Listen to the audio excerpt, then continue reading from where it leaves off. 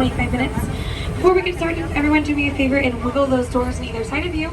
They are latched but not locked, so please don't put additional body weight on them. In case of a medical emergency, you guys can look up and press and hold that yellow strip at the top of the tram. That will signify to me and the cab that something is wrong, and I'll be back to assist you. In my first car, you guys don't have that yellow strip, so just give me a wave or knock on my window. I'll be happy to help. Please remain seated while the tram is in motion, and please keep all personal items within the tram at all times, so I cannot stop for any dropped or lost personal items. Please let me know at the end of the tour, and time and stop permitting, we'll see what we're able to do for you guys. Now today we're going to learn about all the types of African animals and plants, and their amazing adaptations to help them survive in a harsh climate like Africa. And raise your hand if you guys are excited to see some animals today. Alright, let's get started, you guys.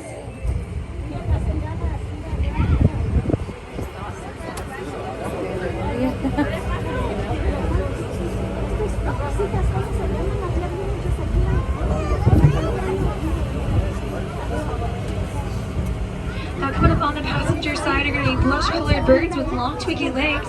Those are going to be the greater flamingos. Now these birds use their light pink coloration to help reflect the heat coming from the hot African sun. It's out in the African salt marshes where these birds are found, the water can be over boiling temperatures. Now looking at their ladle-shaped beaks, they use that to help scoop up different types of mud and silt and filter out any nutrients they don't need using their tongue and hairs in their beak, like a baleen whale, since these are filter-feeding birds. Filter feeding? Yeah.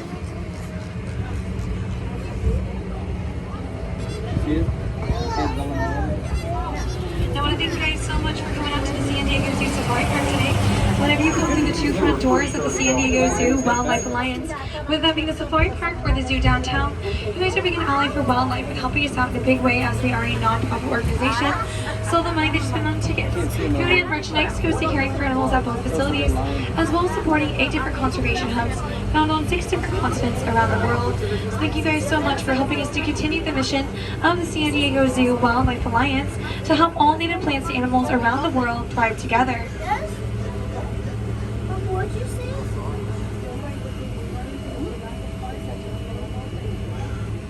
Now coming up on the passenger side is a really cool conservation project. This is the Nikita Khan Rhino Rescue Center. This holds our breeding colony of southern white rhinos, the largest rhino species in the world, weighing about 5,000 pounds. And if you guys look underneath the shade structure in front of that little golf cart, you'll see these animals wallowing in the mud, and that's how these animals cool off, by sitting in that mud hot tub, or mud, I guess, pool, not really a hot tub, helping coat their skin to protect themselves from the sun, as well as a natural form of sunscreen. Now if you guys put a peace sign high up in the air, that's the number of northern white rhinos left on this planet. Just 2, a mother and a daughter, too old to reproduce, they become functionally extinct. So we're hoping in about 10 to 15 years to artificially inseminate our southern white rhinos with northern white rhino DNA, and they will become the surrogate mothers for the northern white rhino species. And if you guys touch your nails and your hair, that is what a rhino's horn is made out of. It is called keratin, and every 8 hours in Africa, 1 rhino is poached for their horn fronts, because people believe that rhino horn has medicinal properties, but unfortunately it does not. And at that rate, rhinos will go extinct in the next 20 years.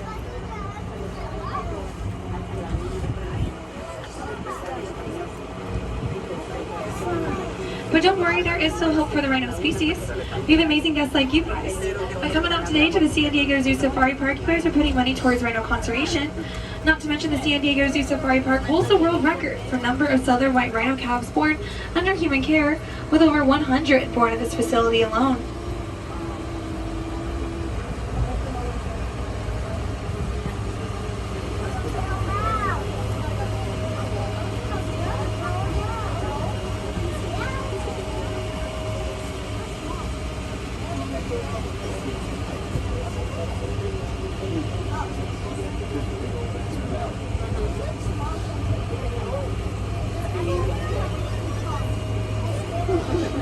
You see it? Now we talked about how rhinos can be poached for their horns. Did you guys know that plants can be poached as well? Coming up on the passenger side on this rocky cliff is a beautiful succulent-like flower. This is going to be the Dudleya plant. This is the most poached plant in Southern California, with one of those plants going for over $1,000 on the black market because people believe they show signs of power, wealth, and status. And friends, that's why it's so important to help protect native plants and animals in our own backyards, because even they can become critically endangered or go extinct due to poaching. Now, some things that we can do to help is just planting native plants in our gardens that will offer food, water, and shelter to native animals.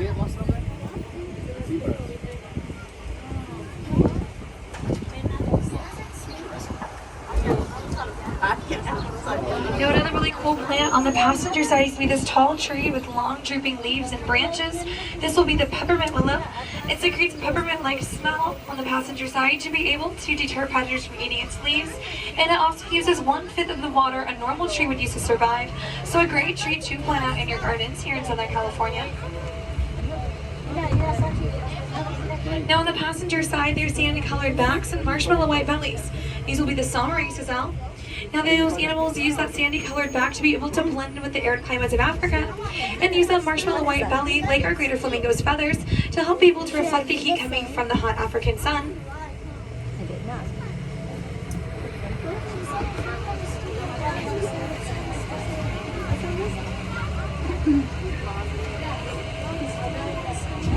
Now on the driver's side, walking away from us right now, are going to be two what we call Patterson's eland, the second largest antelope species in the world on the driver's side, standing at 6 feet tall and weighing 2,000 pounds. Now their sandy coloration, like the Sonoran gazelle, allows them to be able to camouflage themselves. Those backward-facing horns they use to help hook around the leaves and branches of the acacia tree to help feed themselves and their offspring. And at the base of their throat, you'll notice a weird piece of skin. That is called a dewlap. Now that piece of skin is their own personal AC unit. So how it works is the blood goes into that piece of skin, the breeze cools it, or the Patterson eland shaking of its head cools that piece of skin and the blood inside, which then circulates back into their body.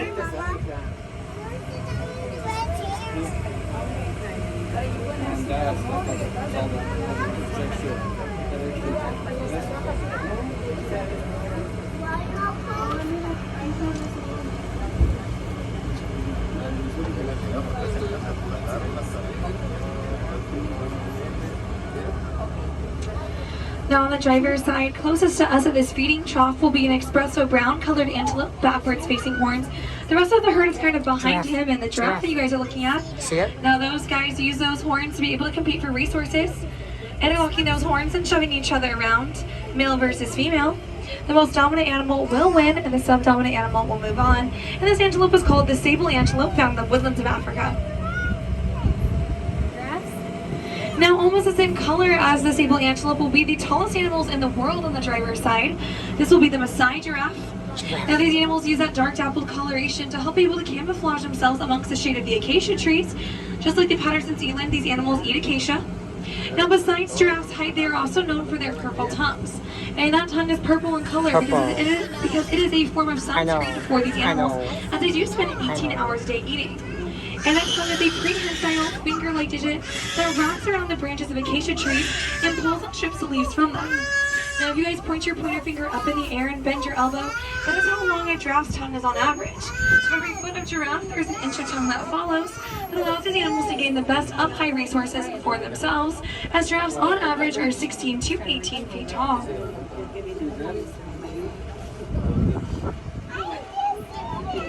Yeah, they're so cute. Giraffe. Can you say giraffe? Giraffe. I'm recording. So if you guys are looking on the hillside right now, you're gonna see a big black animal and a smaller little sable antelope kind of by those rocks in the middle. If you look at the ones laying down, there's one kind of in the middle. The Cape Buffalo is walking towards that right now. That is a Cape Buffalo defending its territory. This is one of the most aggressive animals on the African savanna. So this female is just trotting down the hillside. She was like, I think you're getting a little bit too close to me and my friends.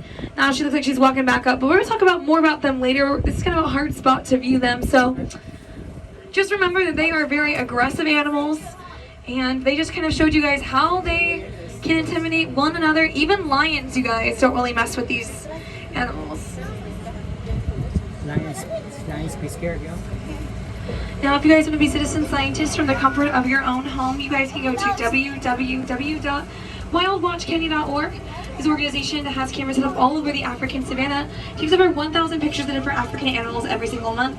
And you guys can be a citizen scientist from the comfort of your own home by going to www.wildwatchkenya.org. Really cool partner of the San Diego Zoo Wildlife Alliance. Now on the passenger side, some of these ladies are laying down, working on their tan. Some of them are hanging out underneath the shade of the trees. They look like donkeys, they look like zebras. What are these animals? These are the Somali wild ass, and yes, that is their real name. These animals are one of the most critically endangered species in the world, with only about 200 of them left out in Somalia due to human conflict as well as habitat loss and habitat destruction.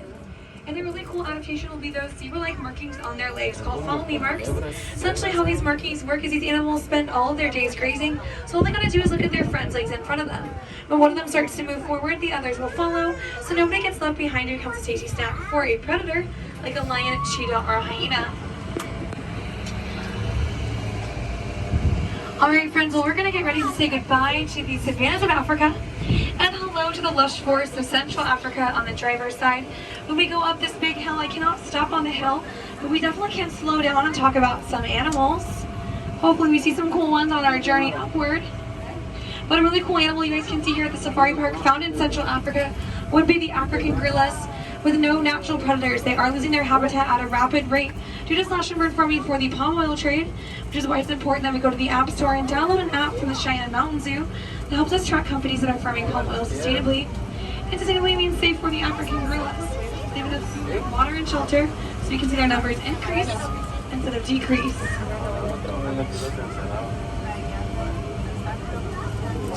Driver's side, you guys will be catching a glimpse of two eastern black rhinos, Kendi and Arya. Now these guys are the smallest species of rhino in the world, only weighing about 2,000 pounds, the same weight as a southern white rhino's head. The nice slender body to help them move through the lush parts of Central Africa, and a prehensile upper lip just like our giraffes' purple tongues.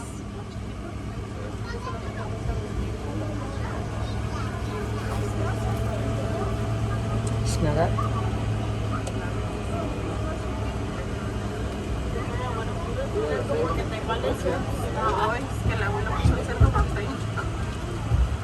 No, así lo ponen para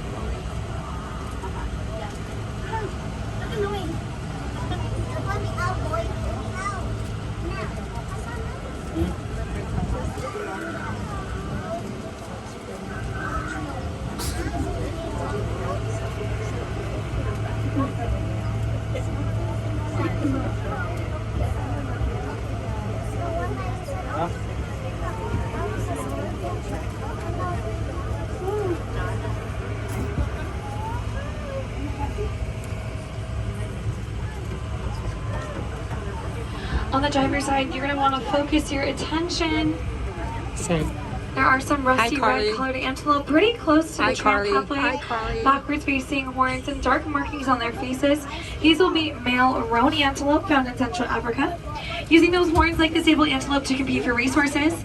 And that black makeup on their face is called a threat mask, and they use that to intimidate one another and their herd. Now these animals are going to be a rusty red color. This is a form of camouflage for these animals, as red and green tend to blend together and are indistinguishable by the black and white hue tone which predators see. Now also hanging out in the water having a pool party would be the rest of the bachelor herd of Roan antelope, cooling off, getting drinks of water. Now you guys will notice that some of them are still on land, and that is because they are looking out for predators at the top of this hillside, using this altitude as a vantage point to make sure that everybody in the herd is safe. You guys will see that they're kind of all standing and looking in different directions to make sure nothing is sneaking up on them, either in the water or just from behind. On the passenger side, we've entered into the rainforest of Africa as well. There are some female Roan antelope, one of them hanging out in the water.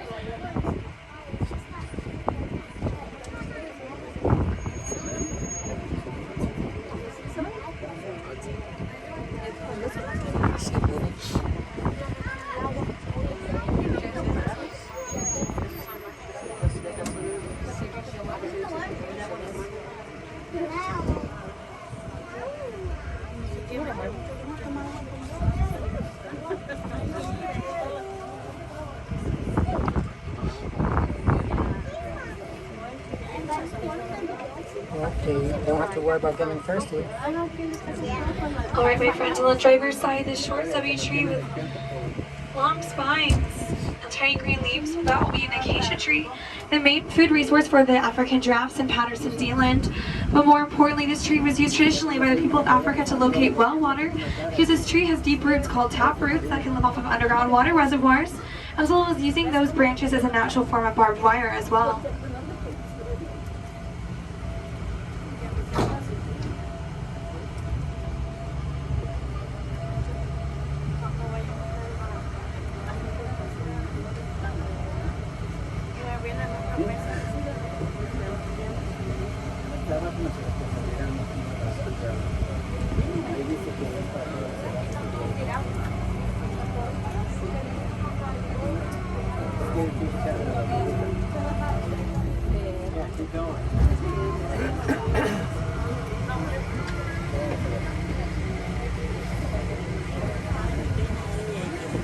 Whoa, rocks.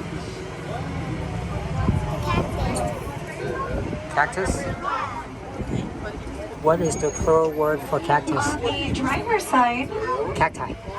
kind of standing underneath the shade of the trees will be a antelope. Some of them are standing up, some of them are laying down. Those will be the greater kudu with spiraling horns that can grow 3 feet above their head. Now, their really cool adaptation is going to be those white streaks on their body. Those lines are called disruptive camouflage, and how it works is these animals use that white streaky pattern to help people to break up their coloration to match the streaky sunlight coming in through the lush parts of Central Africa. Disruptive camouflage. Now, everywhere that we're looking, friends, we are in beautiful Southern California. We are also in the second most endangered habitat in the world following the Amazon rainforest. And this is the California coastal sage scrub habitat. Only about 10 to 15% remaining due to habitat loss and habitat destruction. Oh, but before we talk about that, look, the Grevy zebra came back around just for you guys. Driver's side looking low. Grevy zebra are going to be one of the largest species of zebra, also critically endangered due to African farm animals grazing in their natural grazelands. Wow. And these animals live along north of the Savannah, able to digest really tough grasses that other animals cannot, leaving the most tender bits for animals you've met today, like the Roan antelope, Sable antelope, and Salmarine gazelle. And if you're wondering why these animals have stripes, yes, those stripes help them stand out, but squint your eyes and see how those stripes help them morph together to form one mega zebra that may deter predators from eating them. Invisible But back to the zebra. California coastal sage scrub habitat, friends. Only about 10 to 15% remains the second most endangered habitat in the world, following the Amazon rainforest. And on the passenger side, these tall bushes with cream-colored flowers and long tongue-shaped leaves folded up like tacos is the laurel sumac plant, a plant that's adapted to a harsh environment like the plants and animals of Africa. And its cool adaptation will be those taco-shaped leaves that help catch dew water and rainwater. If you break open the leaves of the laurel sumac plant, it smells like peppermint, just like the peppermint willow, to help deter predators from eating it. And just like our acacia trees, the laurel sumac has those deep roots called tap roots to allow it to gain the best water resources for itself. And that's why it's so important to plant native plants in our gardens. It will offer food, water, and shelter to native animals, as well as helping you save on your water bill, as most plants have adapted to a low water lifestyle.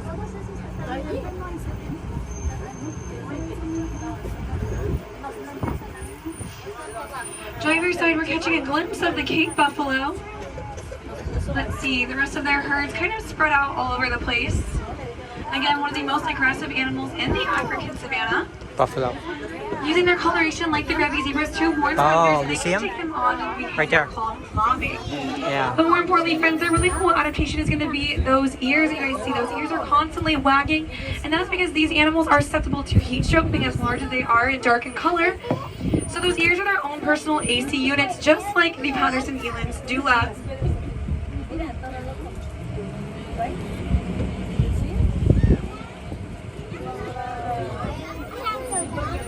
So another really cool conservation project you guys are helping out is the yellow-legged mountain frog conservation project. A native species of frog to California that's being decimated by a certain type of fungus. And the San Diego Zoo Wildlife Alliance has raised over 200 adults, over 600 tadpoles, and released them with radio transmitters. The first time it's ever been done to get a better understanding of these animals' needs and ecological roles. Oxidado. And if you guys like dogs, we do partner with an organization called Frog Dogs to help us track the scent of the yellow-legged mountain frogs to bring scientists even closer to these animals.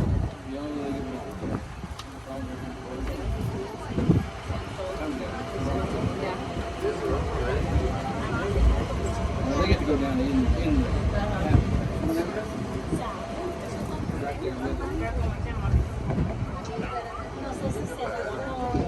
the passenger side, you guys will be looking up into North Africa, and you may see an animal that looks vaguely familiar over there.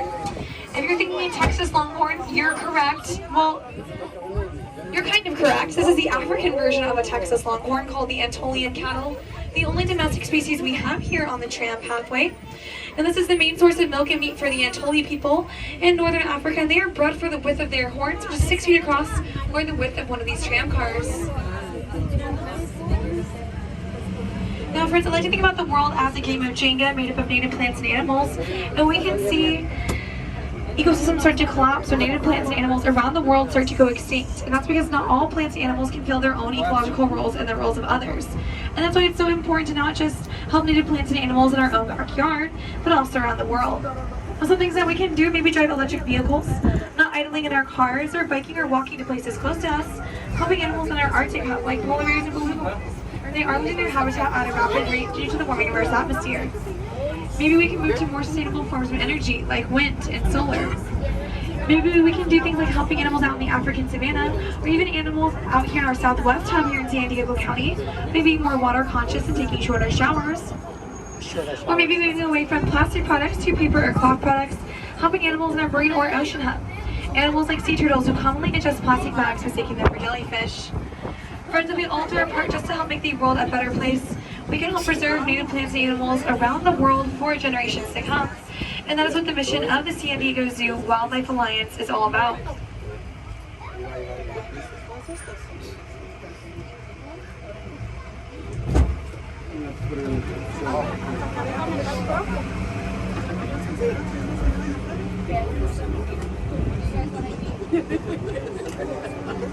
Are you ready for that ice cream cone? You have one and I have one.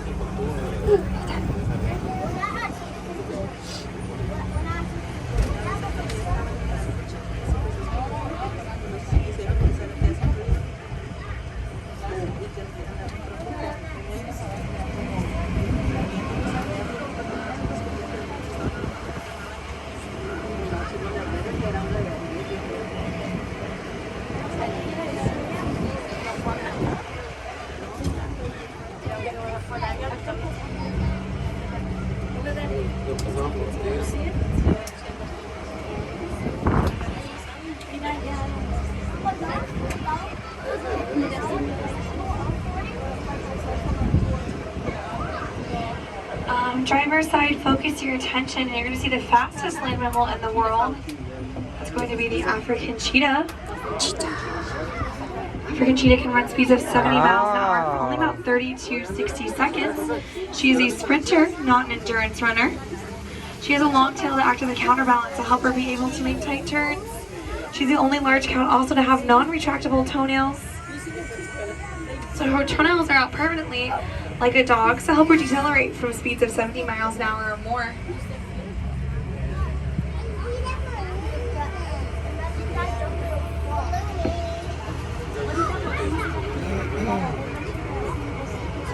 More Now on the passenger side, we've entered into East Africa.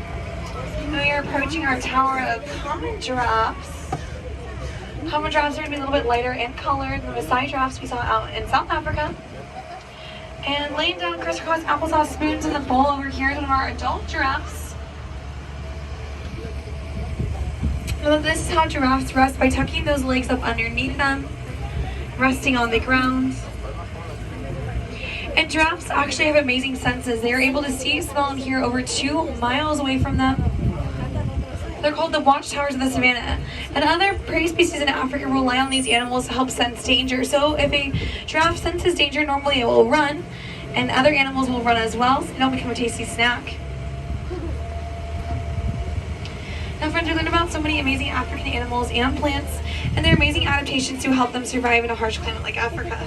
Whether it's the way the greater flamingos use a light pink coloration to help reflect the heat coming from the hot African sun, the way the laurel stomach and peppermint willow plants secrete the peppermint-like smell to deter predators from eating them, or the way our Cape buffalo use those ears as their own personal AC units. All the plants and animals in Africa are well adapted to the harsh environment. But more importantly, friends, we want to thank you guys We couldn't do what we do without amazing guests like you. Whenever you come through the two front doors of the San Diego Zoo Wildlife Alliance, whether that be the safari park or the zoo downtown, you guys are being an ally for wildlife and helping us out in a big way as we are a non-profit organization. So all the money that you spend on tickets, food and merchandise goes to caring for animals at both facilities, as well as supporting 8 different conservation hubs found on 6 different continents around the world. So thank you guys so much for helping us to continue the mission of the San Diego Zoo Wildlife Alliance to help all native plants and animals around the world thrive together. Now, my name is Madeline. I've been your driver and guide for the last 25 minutes. I'll be at the front of the tram to help answer any last minute questions or comments you guys have about any of the plants or animals we talked about today. When we do make a full and complete stop at the tram station, you guys are more than welcome to open up your own doors by pushing the handle forward towards the front of the tram, pushing out on the door and exiting on the right hand side.